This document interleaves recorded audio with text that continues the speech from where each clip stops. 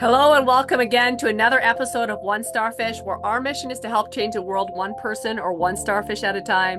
As always, make sure to rate, review, subscribe, share. That's how we get the word out about what we do. I'm excited for our guest today. I just met this amazing lady. I can tell she's amazing already. Amy Chambers. She is in California with her partner. She left corporate America in 2021, so this is in 2025. So a few years ago, and went into her own business, all kinds of different coaching. We'll get into that, specifically executive leadership, life, all the things. Author, writing her third book, already wrote 2 books, which is impressive. Just doing some awesome things. I love her attitude already. So I'm excited to get into things today. So welcome to the show. Thank you, Angela. I'm so excited to be here. Well, let's dig into what got you into corporate America and what did you do? Let's start with back.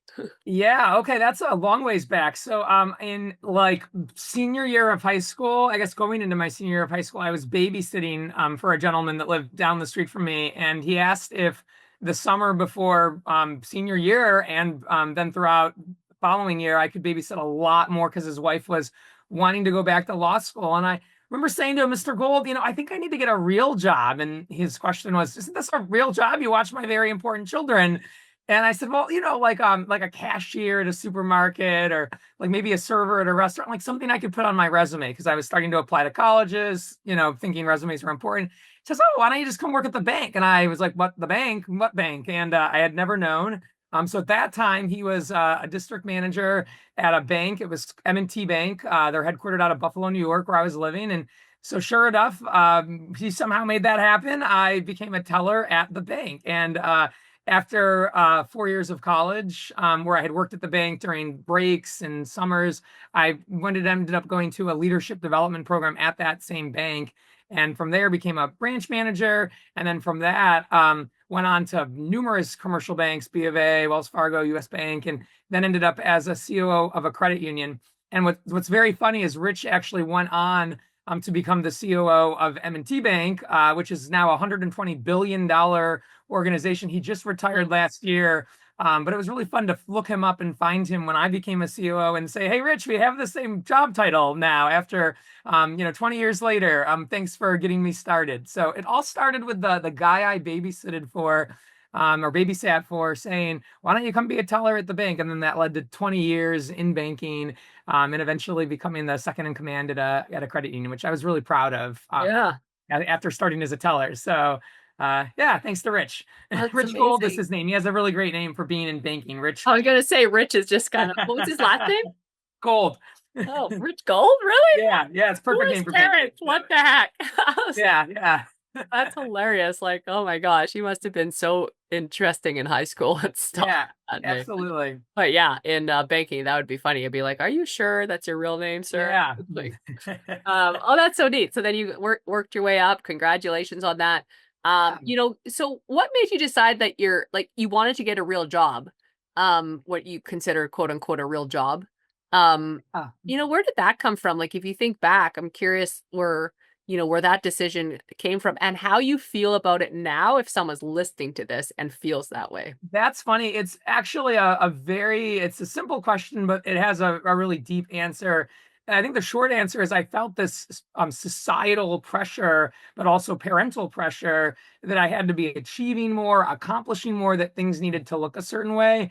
And we grew up in a very kind of strict disciplinarian household. I'd bring home 95s on the math test, and the question was always, why didn't you get 100? What was the one question we missed versus, oh, you got 19 right, that's good. And so I always felt pressure of, I've got to be busy, I've got to be doing more, I've got to have my schedule full. And even at a young age, 16, 17, I need to be applying to numerous colleges and getting SAT scores. A lot of stress, a lot of pressure. And I learned to have a lot of anxiety and worry that I wasn't enough as a result of that. And so that's kind of the first answer to the first question. I think the second answer to the second question, how do I feel about it now? I think that we got to be careful in how we think about ourselves and our performance. I struggled a lot throughout college and then post-college, really until the last 5 or 10 years, with balance. And I just, that feeling of never being enough, it really became very damaging. It affected a lot of my relationships. I would put these very high expectations on myself, and then I would put them on other people as well. And what I saw is that it just kind of led to a lot of of worry. And there was never a lot of moments to just say, hey, I can rest, I can recover, I can be okay. What I have is enough. I'm going to sit in some gratitude. It was always like, what's coming tomorrow? And I think my parents meant well. They wanted me to be successful. They did this out of love, but I've learned I've got better tools in my toolbox now of, hey, what feels right and what makes me happy and what do I feel like I should be doing? Like what do I have passion about as opposed to what do other people do and how are we going to keep up with them? So it's probably a change from why I wanted to have a real job and why I thought babysitting, just for some cash wasn't enough, even though I loved the babysitting. Yeah, I would have a very different answer to it today than I had then. That's so good. If you're listening to this, I know a lot of people that struggle, including myself sometimes, with not being enough, not feeling enough, not being worthy. That your worth is based on your achievement. And I'm just reading a book about that right now. And yeah, it's powerful. So if you're listening to this, it's not true. It's not based on that. It's you. What do you want? Figure it out. What do you want? Were your parents entrepreneurs at all, or were they like working job, normal job, quote unquote job, American dream, da da da? Yeah, American dream kind of textbook case. My mom was a high school math teacher. She did that for 36 years, went to the same Wow. school and taught in the same classroom for 36 years. And my father was an investment advisor. And so potentially some of the you got to get a job and be making money and have like worth on paper came from his perceptions of I value companies and there's a stock and is your stock going up and down? And I think that sort of got translated to our stock or our worth as people. And so, Right. same thing as her. He did that for over 30 years, went to the same building. So yeah, not a lot of change, very hardworking, kind of, lifted themselves up by their bootstraps. And so I think the thought was, we want you to be okay financially. We never want you to have to struggle like Right. we did. And so we want to get you an early start in life so that you have success from a young age. So you'll do better than we did. And so yeah, that's kind of who they were and who they retired as. Wow, that's so good. Okay, so you became, COO, right? That's what you said. So you worked your Yes. way up. Now in the bottom, now I'm here. There's a song, and you worked your way up, and then you decided to go it on your own in 2021. What made you decide that, and what were some of the struggles or challenges you had to overcome in that first year? Yeah, gosh, that's a loaded question for sure. Lots of answers. I will tell you, it was very difficult to leave, and probably Yeah. because of some of the things I've You're making mentioned. good money. You're secure, quote Yeah, unquote. Yeah, that's just absolutely. been your Good whole life. money. That's what you've been supposed to do. Absolutely, that's right. And like it was like I've arrived. I'm here as a COO. I do love the culture. I do love my boss.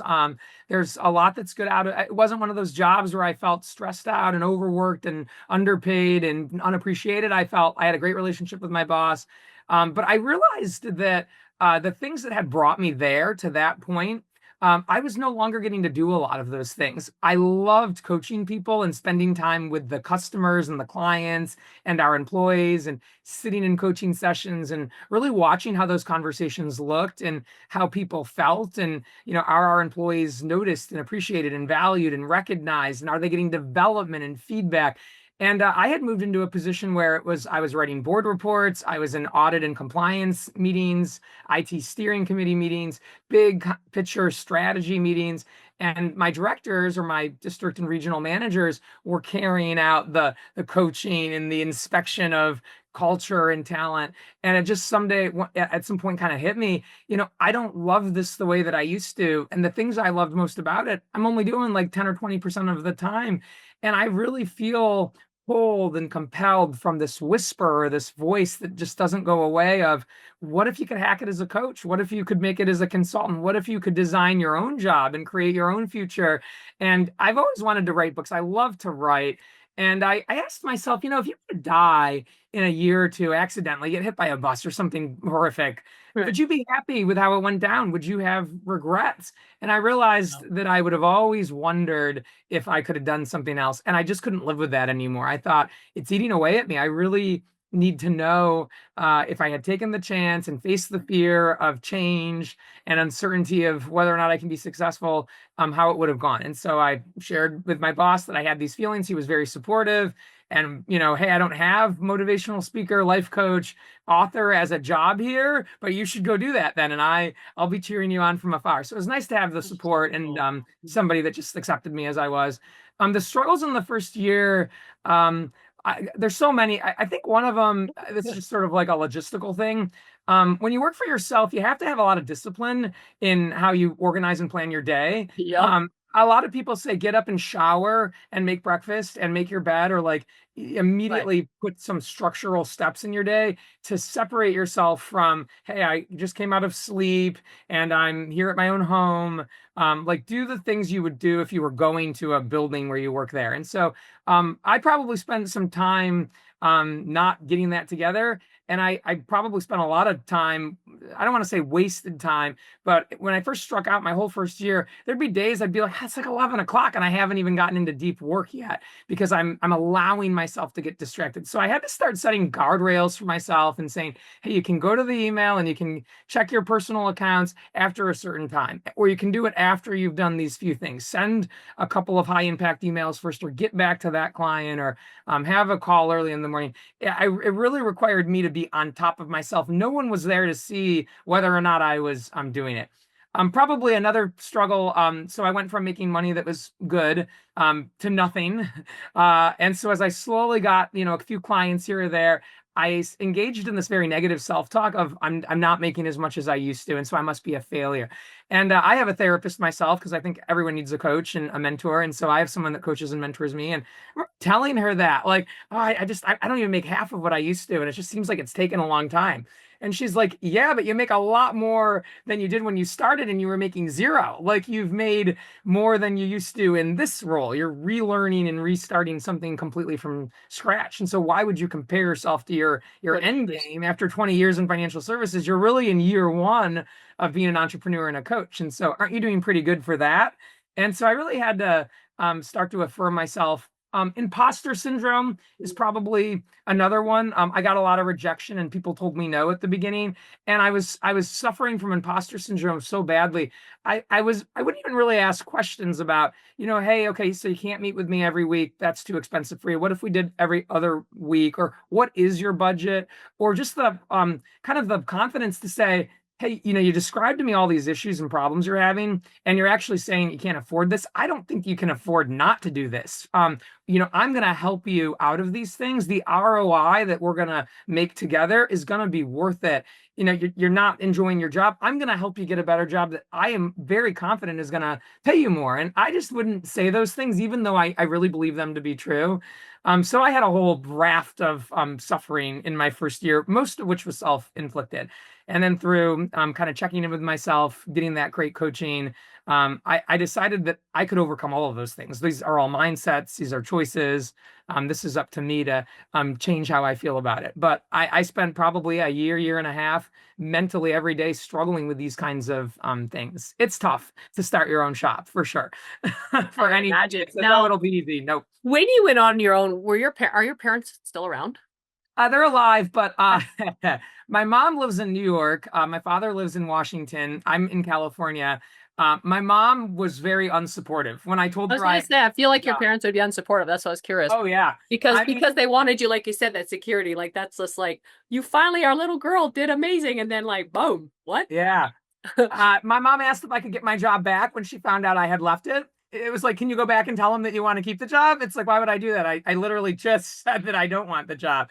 And I mean, it was sort of like, what are you gonna do? My dad, a little bit different, but he was just like, if it doesn't work out, I'll send you some money.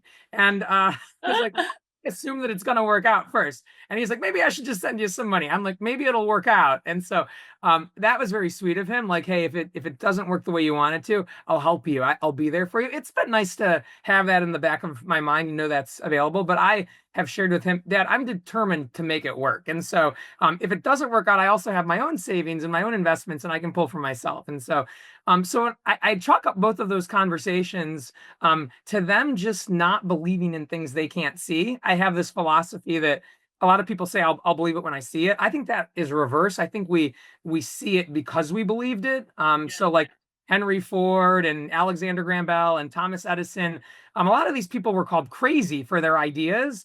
But then when they invented, the car and the light bulb and electricity and all that, I mean, and the telephone, we said, oh, they're such geniuses. But up until that moment where they invented it, I mean, they were Or crazy. the Wright brothers with the airplanes. I just read about them recently, so that was in my mind. Absolutely, Yeah, they were great crazy. example.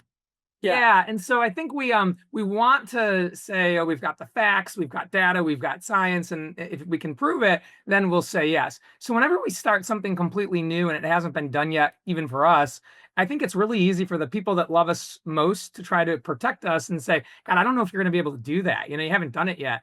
And in my mind, that's just a fixed mindset.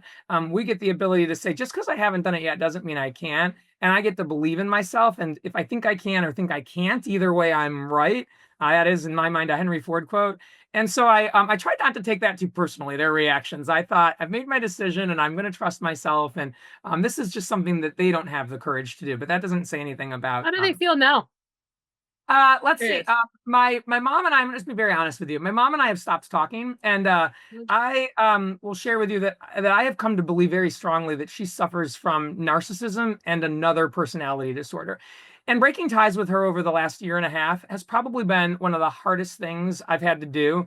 I had shown up a lot and said I feel like I'm getting treated abusively, to a much greater degree than just, hey, can you get your job back? It was all Right. sorts of things on a day-to-day basis. Obviously.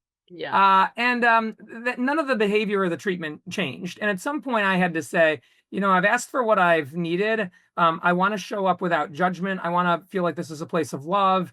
And every time I talk to you, I feel like you're taking me backwards and you're wanting me to be your little girl again and believe all the same things that you believe. But I don't have your beliefs anymore. And I don't need you to adopt mine, but I want there to be some respect that like we're allowed to see it differently. And I just couldn't get to that point. So then over sort of a second period of time, I began to pull back and start saying, if you're not willing to get into therapy yourself or get some help for this, or even like dig into, what I think is happening here, I'm just not going to be able to keep up the communication with you. And there also been some things that had really happened that I had just very much laid out. Hey, I thought that was highly disrespectful. Couldn't get an apology for, no acknowledgement of it, got very much gaslighted.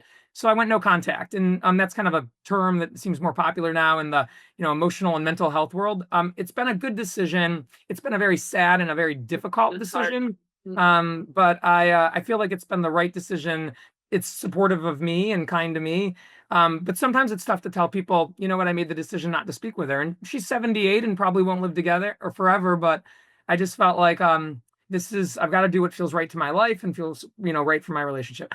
My dad, I'm going to just be honest again, he's probably starting to show the early signs of either Alzheimer's or, dementia. There's sometimes, he read my books. They're very straightforward. He told me he didn't understand them. The concepts are pretty simple. I've shared with a few close friends, and my dad said he didn't quite get it. Like it didn't make sense to him. And they're like, "What's not to get? Like it's written in plain English." And so my job there with him is to see him as much as I can and find pleasure in the little things. Like we've just enjoyed a nice meal together. He likes to talk about the stock market a lot. It's the one thing he seems to be paying very close attention to. But when it comes to what I'm doing or things that have happened in the past, he forgets a lot of stuff very easily and sort of doesn't ask a lot of questions. It doesn't seem like he can follow the plot or sort of remember. He's still able to get on a plane and fly down and see me and get to the gate, which is yay, because I think it'll be someday he can't do that. Yeah. But my approach with him is also different. It's, he's not gonna engage in deep conversations with me anymore about my career and my direction in my life. He's also basically closing in on 80. And but he's fun and he wants to have a relationship with me. And anytime I do mention I'm doing something, he'll always go, "Well, that's great, honey." And so with him, it's just about doesn't know what you're doing. It sounds great though. You're happy and he's like happy. You're happy. These are very long answers to your questions, but I love this. This is yeah, good. I think it's hard when our parents age and then they age in ways we didn't like want or expect. And so it's like, well, how do I just respond to what's happening now? And she's to still feel good about it. So it actually kind of like you switch roles, I think, at some point, and you're the parent and they're the kid almost, and you have to just accept them how they are, just like they had to accept us when we were growing. And yeah, I think that's that's really good. So anyone listening to this, I'm sure a lot of people have go through similar times with their parents, depending on obviously the parent. Yeah. But I hear this obviously pretty common where, maybe they're not supportive or whatever it is. Sometimes you just go along with it and let it go. And sometimes you have to separate, like you said, and just Yeah. follow your heart and your gut, I guess. So, It's tough. uh, I do think we're used to our parents guiding us and validating us, and at some point, self-validation becomes important. We have to validate from within, and then it's saying, they may not be able to show up for me in the way I want. How do I just show up for them? And yeah, in my mom's case, it was, I'm not able to. I'm not able to show up, and she doesn't show up in ways that are important. With my dad, it's, he may not show up and cheer me on the way he used to when I was a little girl, when I did a good job or what he thought was a good job, but he's still there, and I can still try to just be there for him. But you're right, the role reversal is tough, and we talk about it, but I don't think we ever quite expect it, or we get it until we're going through it. But it is a part of life that we have to. Yeah, we're driving them places. They don't have a driver's license anymore. Sometimes they can't even go to the bathroom on their own at the end, and they can't live by themselves. It's like we need to have in-home care, and these are really tough decisions, and really so hard. Yeah, because really your hard. parents, Yeah. especially if you're close, Yes. at all, Right. it's really, Yeah. yeah, I've been through some, and it's definitely tough. So, Yes. and then so as you went into this outside of your parents, now you had obviously some good friends. How are they? Because I think a lot of like a lot of, I don't know, I hate the word problems, challenges that people have when they become an entrepreneur is the support, and then people telling them they can't do it, and then they eventually believe the people, and then they can't do it because, like you said, you believe you can, you believe you can't. You're right. I agree with that, and if anyone's listening, you need to believe you can do it, whatever you're doing, or it won't happen. Um, what about your friends? Like, how are they? And did you have some separation from them?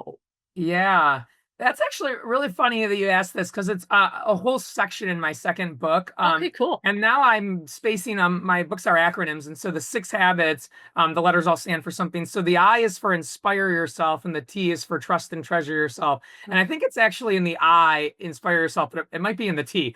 But I talk about how important it is to monitor the company that you keep. Jack Canfield, the chicken noodle soup for the soul guy, he wrote a book back, I think it was '05, called Success Principles. And this Yeah. one concept from his book really was like the basis of this whole section in my book, which is you are the average of the top 5 people you spend time with. And so if that's true, and I believe that it is, we got to be very comfortable with who occupies those 5 spots. I think MySpace used to have, if we remember MySpace, like a top 8. But obviously MySpace maybe didn't, make it as a, Right. like a long lasting platform. But I never had a MySpace. But yeah, I think it was like you got these 8 people that are like your closest. So whether it's 5 or it's 8, the people you spend the majority of your time with, you think like them, you believe the same things they do, you share their values. It's just like, how could that not happen? And you are right. When I struck out and did this, but even in some of the decisions I was making personally before I did this, for example, I went from I can't run a mile to I'm going to try to run a marathon. One of the stories I shared in the book, I mean, I had a friend that just flat out was like, I just don't think you're going to be able to do that. And you're probably going to injure yourself. So, like, you just shouldn't even try. And I also at that time was going through a breakup, and she shared with me, I'm sick of you talking about it. It's gotten boring to me. I don't want you to keep up showing up to our meetings and talking about it, or our hangouts. Right. And so we're no longer friends. And that ended up being the right decision. Since I've started my practice and what I do now, I was just having dinner with a girlfriend the other night, and she was telling me how proud she is of me. She's like, you have just modeled what courage looks like. And she's going through some stuff right now, thinking about making her own career change. And also, she's just trying to run a 10K. Right now she runs 5Ks, and she hasn't Like even just like that's it's not very long. It's a ways. yeah.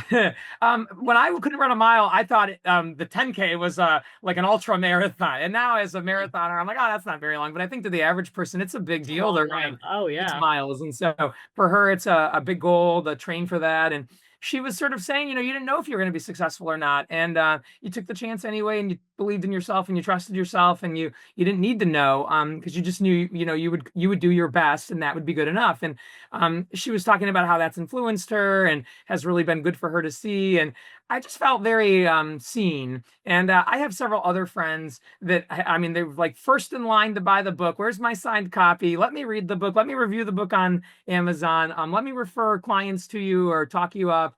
They've just been there for it. And it's really a lot of these recent decisions I've made have made me look more closely at the kind of support I have and be a little more choosy over, who do I have around me. And the people that have been saying, I don't think you can do this, or you better not try, or isn't that dangerous, whether it comes from a place of like jealousy or envy, like they wish they could do that, and they're not willing, so they don't want other people to do it because then there's like this comparison of, Right. okay, well, if I'm less, or if you're more, then I must be less, instead of Right. like we can just both be doing well and doing well differently, or whether it comes from a place of I just want Amy to be safe and I want to protect her, and I've realized those things aren't helpful for me, and so I do think it makes sense to tell people how you're feeling before you just check out, like I did with my mom. I kind of had a warning period, Right. so people can decide. It's not like they got axed and they didn't know why. You give Right. them an opportunity to show up for you differently, and you maybe also give them ideas as to, hey, this can look different, our friendship. But then if they still don't want to after a couple of promises or asks, then you can just sort of pull away a little bit and say, maybe I'll see you once a month or once a year at that holiday party, and we'll catch up. But it doesn't have to be mean spirited where I've blocked you and now talk about you behind your back. It can just be a, hey, maybe it's just not the energy I need right now. And I Those, find, like, I love because you say that, like, and for me, like, I just found we just separated. Like, it wasn't even a yes, conscious, like, you're out of my life. It yeah, was just like we just weren't hanging out anymore. Like, yeah, they go to the bar, I quit drinking, or whatever, and it's like right, they don't invite me to the things because, like, I'm just not fun anymore. Like, yeah, in their whatever. eyes. Yeah, in their eyes, and Fun to me, but yeah, from their perspective, yeah, and you gotta be okay with that. Like, at first, I yeah, think if I remember correctly, it was a little bit hard, so I'm like, "Why am I not invited to these things?" Then I'm like, "Okay, I'm not invited because I don't drink and I don't do this stuff anymore, and of yeah, course you're not invited. You're not super fun for this stuff anymore." I was like, "Oh, yeah. yeah, that's why." Um, A so great yeah. point, actually. It can go both ways. Like, we want to be around like-minded people, and so sometimes people kind of pull away from us. Yeah. And then instead of feeling like a little hurt or rejected, we get to say like, "Oh, well, that makes sense." I've actually taken a different direction, and I Yeah, thought right, that's or I felt like one's better or the other, it's just different, we're just yes, changing. Like, if you yeah, get married, you're normally hanging out with more married people, oh, vice versa. totally, It doesn't mean it's better or worse, it just is. yes, And so, yeah, I think that's really important for anyone listening, like, it just is. Like, don't take it personally, it's not personal. I Very love it. personal, just go do your thing. So you got into the marathons, you'd come out of, we mentioned just before the show, actually, we talked a little bit, you come out of a bad breakup, you went into some depression. You seem like the person that wouldn't be depressed very often, so that kind of surprised me a little bit. And I think that that's why I'd like to touch on a little bit is like, how did you work through that? And what would you say to someone that's in that season? Yeah, I think the reason you say that now, although maybe it was always true on a surface level, what I learned from that experience really has shaped who I become or who I have become today and am today. Mhm. And now, one of the things I believe that I was struggling more with then is that happiness really is a choice, and bad things actually are very positive catalysts for growth and change. And we're supposed to struggle, and it's supposed to be hard. And from points of hurt can grow something beautiful. I didn't really know that at that time. So what you see today is actually kind of the output of having gone through this experience and then made these decisions and now saying I live it. At that time, and especially in that relationship, I was very codependent. I felt blindsided and really caught off guard. I thought we would get married and spend the rest of our lives together, and he just basically woke up one day and says, I'm leaving, I'm moving out. I'm not happy anymore. And I think now there was a lot more warning signs. I just kind of chose to ignore them and Right, not pay which is attention to common. them. I grew up in a pretty, I guess, a household with a lot of turmoil. There was always a lot of arguing, and then nobody ever left. My parents stayed together for 40 years before getting divorced. I was in my mid 20s when they finally called it quits. And so I guess I was like, yeah, he's kind of been saying he's unhappy and wants to leave, and maybe we should break up. But like, that's normal. Everyone says that. Whereas now I wouldn't necessarily say that's normal. Everyone says that. So got really caught off guard, was completely in a state of shock, devastated, heartbroken. And we had a lot of shared friends at that time. And so I didn't really want to see them because they were his friends as well. And so I isolated myself for a period of months. And I was, home alone. I was going to work, but I was just going through the motions. I actually remember a situation where I was home on a Saturday night alone, crying in the bathtub with like the lights off. I got a candle going in the corner and just sitting there for 2 hours crying. And that was really, I think, probably one of the lowest points. And I got out of the bathtub and kind of was like, there was nothing to do. And I was going to bed and it was like 9:30 on a Saturday night. This is what my life had become. And I remember thinking in that point of great pain, I'm like, I that got to, sounds amazing. I'm like, not the crying, take the crying up. I'm like the bathtub. I'm like, back it up and put me to bed at 8:30. And I'm like, I'm there. I'm your girl. That's yeah. great. Sometimes- it's funny you say that because sometimes now I choose to do that on my Saturday night, but like minus the crying, just like Right. Yeah. Like crying doesn't sound good. Like we'll take that out. But like everything else sounds amazing. I wish I could do at that the time tomorrow. it was like it is very lovely, I guess, if you're choosing it, and this Yeah, is like I get you. a Yeah. recovery from the week. Then it was out of a place of like great despair and loneliness, and so it Right. wasn't as lovely as it sounds then. No. I was kind of a party girl at that time. I was always out at the bar drinking, Oh, smoking, yeah. This is a big and change. this was like very different. And I didn't really know how to be with myself. And I do remember feeling like this can't go on. Like I did have the wherewithal to your point of like, I gotta do something different. It's been 6 months. And so I heard the therapist that I mentioned, and I've been seeing her like 10 years. She's wonderful. I do think it's cool to have a therapist or a coach, someone that's not a friend or a boss or a like a family member. Because they don't really have a pony or a dog in the show or the race. Like they're just wanting your success and whatever is good for Right. you. And so they're not attached to any outcomes. I mean, outside of your appointments, if you have the right person, you don't see them and interact with them. So it's like it Right. doesn't make a difference to me what you do. I'm trying to help you be all right. So I got a therapist. I actually had asked my boss's boss. He'd been married 35 years. He had 8 children. He was just very happy in his relationship, but just crushing it at work. And I guess I was a little bit like, tell me how to build a good relationship. I was still probably I, trying to get the ex back. But yeah, I think right from our very first mentoring session, it was like, yeah, maybe you don't try to get the guy back. You just work on you. But I got him to mentor me. So I have these two people with a lot of experience giving me advice. They encouraged me to read some books. A couple of books changed my life. 7 Habits by Stephen Covey and Mindset by Carol Dweck. Those were the first two I right. read. And from those books, I guess I realized this giant epiphany, which was simply, you can't control what happens to you, but you can control how you respond. And in between stimulus and response, there's this space. And in that space, you have the power to choose what you're going to do. And I know this sounds nuts, but I had just never known that before. I was like, if I'm feeling sad or I'm angry, I have to be because that's what my body is telling me to feel. So Yeah. that's like the only Yeah. option. And I kind of realized, I could choose to do something different now. And so running actually became the way I was testing that theory. What if struggle is okay? What if I can do hard things? What if anytime I'm feeling sad, I just go out for a run? And at the time, it was more like a walk, and then it kind of became a jog, and then it became running. But I proved it to be true. I went from I can't run a mile and I hate running and running's the worst thing ever to I love running and it's this place I get to connect with myself and I prove how strong and brave I am. And running probably was really the way that I got out of that depression. And then I joined a run club and met all these wonderful supportive people and developed this community. What I would probably do differently now if I were in a breakup again is I would surround myself with positive people they care about me. They're in my corner. They're not going to tell me I'm talking about it too much. They understand grief and loss. They're going to let me have my moments. And I would do things that bring me joy. I would identify every day what those things are and say, I can't control the past. I don't know what's going to happen in the future. Maybe we'll get back together. Maybe we won't. What can I just do today that makes me feel good? And I would start and end the days with gratitude, even if it was something as simple as, hey, you went grocery shopping today and there wasn't a line and you have the money to buy the groceries because you're employed. Then I was focusing on the negative, like what I had lost instead of what I had to gain. So I would definitely start each day differently. I'm sure I'd still have moments of sadness. I also wouldn't fight those moments of sadness. I would say like, it makes sense to be sad. I'm going through a breakup. Of course I'm going to be sad. Then I really was not wanting to be sad. And so I was fighting the whole process. But it took me about a year and a half, and then my life became much better. I embraced these principles, and slowly but surely, I began to feel good again. And I was starting to see positive in each day. And I wasn't trying to get this person to talk to me that had made a decision not to want to talk to me anyway. And I found a lot of great support in those mentors and friends. And so it was a tough time, but I think yeah, if I had it to do over, I would start in kind of a better spot. I love that. That's cool. I know we could go on and on. I'm keeping an eye on the time. I know we could go on and on because I'm like, you got so Absolutely. much stuff. This is awesome. But in wrapping up, I always ask three final questions and anything we didn't touch on that you think would be really impactful for our listeners.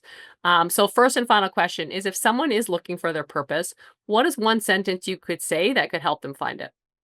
Begin with the end in mind. That is a concept from Seven Habits. Figure out where you want to end up, and then you work backwards from it. And so, if someone's looking for purpose, instead of saying, "Where am I now? What's the next step?" It's, "Where do I really want to be in 5 years, 7 years?" And then, what are all the things I might have to do to get there? And then what's one of those steps I can do? But begin with the end in mind would be if someone's looking for purpose. That's exactly what I'd say in a sentence. Oh, I love that. Second one, what's a favorite quote and why? Ooh, I've already kind of shared something similar to this, but I'll put it differently. So I would say life is only 10% what happens to you, and it's 90% how you respond to it. And that is a favorite quote because, as kind of I've shared, our lives are better and we're happier and we're more successful when we focus on the part of life we can control and we don't pay any attention to the things we can't control. And usually people do a lot of that in reverse. They pay a lot of attention to what they can't control Yes, and they minimize what they can. If you do it the other way around, that's where joy comes. I love that. Third and final question, what's one word or sentence you want on your gravestone? Ooh, that's a great question. Thinking of Mindset. the end in mind. Yeah, I think it's mindset. I feel like everything's a mindset. And I guess as part of that, it's like choices. We choose our mindset and what mindset we're in to start the day and how we show up affects everything. So something about like managed her mindset, or the queen of mindset, management, Okay. mindset's going to be there somehow on the tombstone. I love it. That's super awesome. All right. You run into someone in a coffee shop. They've listened to this. They've learned a lot. What's something we didn't touch on that you think would be really impactful to leave our listeners with? Yeah, I'll just share if anyone's interested in talking about more of these concepts or something I said resonated. You on my website, amymchambers.com, you can schedule free time with me to just meet and chat and learn about each other. I always do a couple of sessions with people to make sure we're a good fit before I ever charge anyone. So sometimes people say it's not a good fit, but thanks for the advice. So if anyone just wants to chat, I would love to meet somebody new, and there's calendar spots where people can just book a time. Wait, And then Habits 15 gets people 15% off the book 6 Habits. That's on my website as well. And so I'd love to give your listeners just a discount code that'll take 15% off the book. So those are probably two things I'll share. I love that. That's awesome. And guys, all the links and all the stuff will be in the show notes. So make sure to check out Amy's books and yeah, reach out for a free consultation. That's awesome. 15% off. Habits 15 is the password to get that off. Let's go out there, guys. Let's change the world one person or one starfish at a time. If we can change one life at a time, we can change the world. Thanks for being on.